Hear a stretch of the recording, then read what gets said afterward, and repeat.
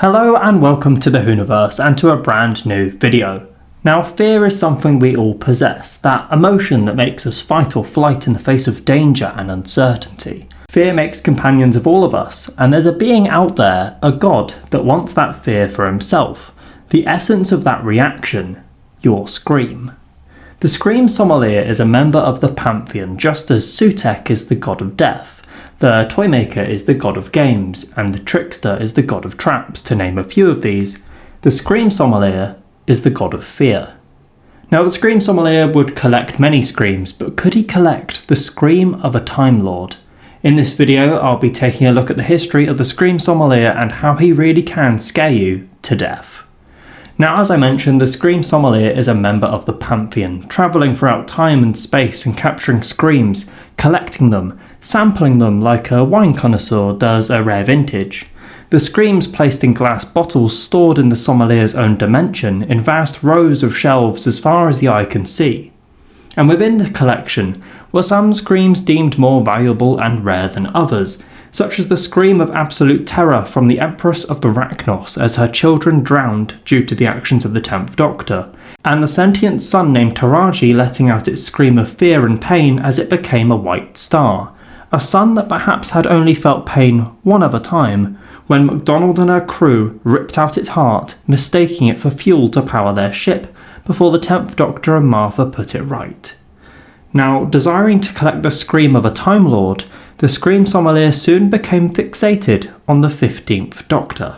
He was warned that the Doctor was a clever one, perhaps by his fellow Pantheon members, but persevered, initially taking control of the Doctor's TARDIS and dragging it back to various places with negative associations for the Doctor. All the bad days he could find, such as Skaro, Metabolus 3, Croptor, the Library, Trenzalore, and several others.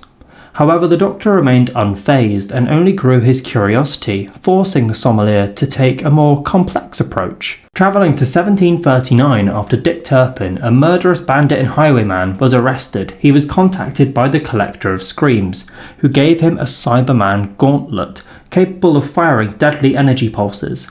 Telling Turpin of his nature as a god, he promised the highwayman riches and infamy beyond his wildest dreams, but only if he managed to make the Doctor scream. So with the scene set, the Sommelier drew the Doctor's TARDIS to the correct time and place for him to encounter the jailbroken Turpin. However, their confrontation was short, with the Doctor refusing to be frightened, jumping atop a horse and using his sonic screwdriver to short out Turpin's cyber gauntlet and incapacitate him. Knowing that they couldn't alter the event, the Doctor and his friend Ruby let the 18th century guards recapture Turpin and resume their attempt to execute him for his many crimes. So on his second visit to the gallows, Turpin still had hope that his god would rescue him.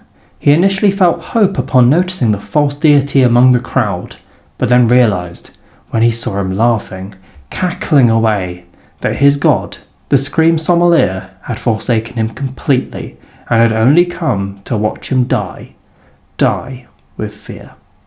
Turpin screamed in terror, and the god bottled his scream, deeming it a unique vintage, if inferior to the prize he had hoped for.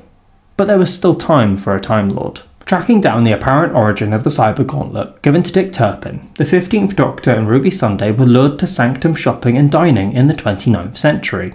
A city-sized mall which had become a self-sustaining habitat after the Earth became uninhabitable due to solar storms. The majority of humans had already abandoned the planet using ships such as Starship UK and the SS Lucy Gray. And shortly after the TARDIS team arrived, the Sommelier took a similar approach to the Toymaker, covertly greeting them, posing as a human Sommelier who had worked for Sanctum before it ceased to operate as a business, and had chosen to keep working even for no wage. However, when the Doctor and Ruby found a scared young girl in one of the disused areas of the mall, the Sommelier remotely and secretly influenced Ruby, tapping into her deep-rooted fear of abandonment. He then sent a horde of Cybermen to attack them, causing the Doctor and Ruby to split up, as these unusual-looking Cybermen pursued them. The Sommelier briefly distracted himself by pushing Bruce Cotton, a human who had a debilitating fear of heights, to his limit. With a snap of his fingers, he caused a fuse to blow in a crucial generator located at the very top of the building, forcing Cotton to take the lift up. When that didn't suffice, another snap of the Sommelier's fingers caused the maintenance bridge Cotton stood on to collapse, and the sommelier collected the scream he let out as poor Bruce fell to his death. Meanwhile, the Doctor saw through the Cybermen, realising they weren't the real deal, instead just an illusion, instructing the little girl named Maria to stop thinking about her fear of the Cybermen, causing them to vanish. They were safe.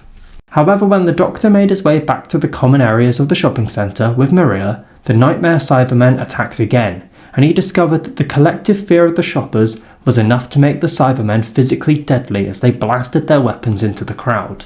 And unable to convince the whole mall to ignore them to death, the Doctor took Maria and ran back to his TARDIS, from which he attempted to find Ruby. And in the shadows, the scheming sommelier grew frustrated by this development. The sommelier redirected the TARDIS's materialization to his domain as it vanished in front of Ruby's eyes. The Doctor was gone.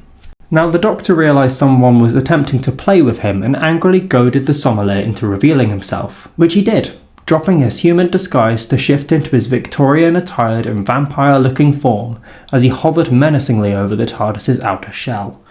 The Doctor is wise beyond his years, and he's had a lot of years, so the Time Lord knows that the god won't kill him. No, as enacting violence would harm his actual goal of making the Doctor as scared as possible. Irritated, the sommelier departed, telling the Doctor that he would keep him and the TARDIS imprisoned in his little pocket universe for thousands of years if needed, until the Doctor changed his tune. He would feel fear. The Scream Sommelier placed his attention back to the shopping centre, with the sommelier watching with glee as Ruby's idealistic attempt to help the Kankaranka, insectoid aliens who'd been hiding in the vents in fear of the humans, instead got them killed as the humans' paranoia made them see the Kankaranka as untrustworthy monsters responsible for Cotton's death.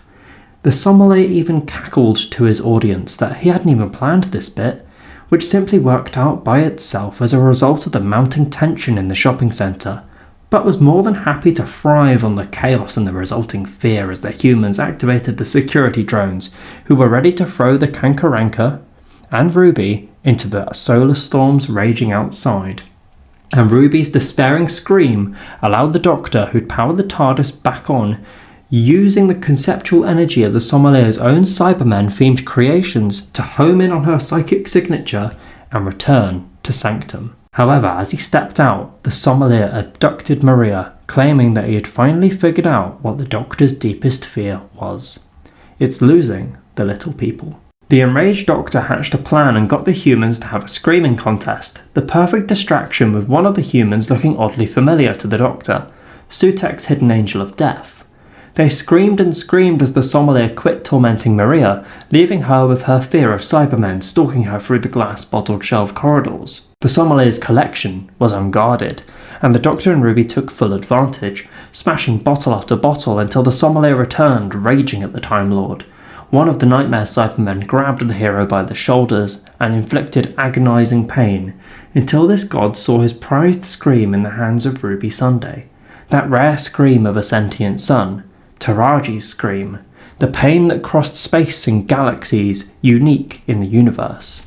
Too unique to lose.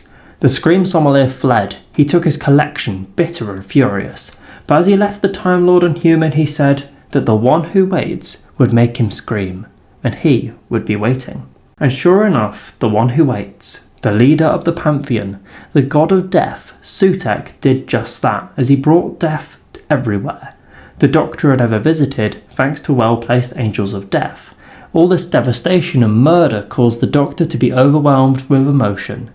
It caused the Doctor to scream. Will we see the Scream Sommelier again? Who knows? But for now, thank you very much for watching this video. If you enjoyed it, give it a like, and of course show your support for Titan Comics' Doctor Who range. I'll leave a link to their website in the description. Comment below your thoughts and subscribe to see more great content on the channel. Thank you very much for watching, and I'll see you in the next video. Bye bye.